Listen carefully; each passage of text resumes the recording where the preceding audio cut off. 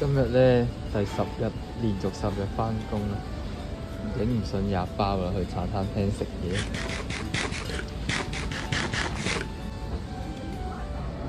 哇！原來頭先嗰間嘢咧勁難食嘅咯，我都未食過咁難食嘅茶餐廳。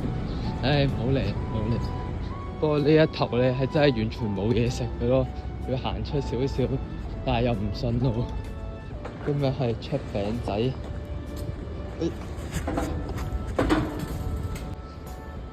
回到呢個哥布林工場啊！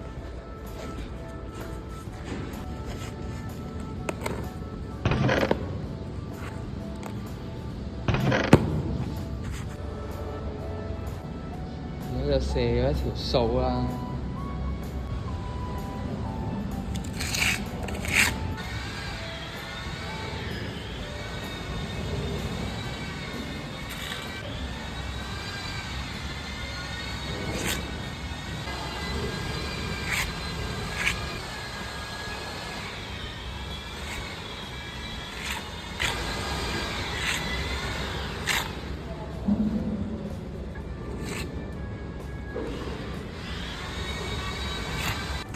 又係食飯時間啦！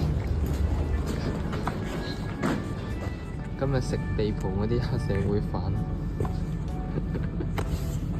個係黑椒雞扒，有啲似40蚊嘅呢個嘢飲。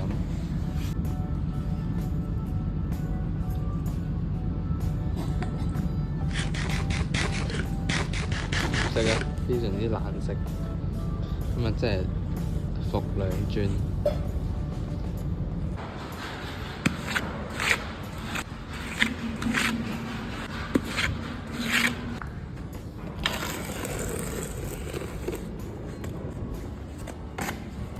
洗嘢手工。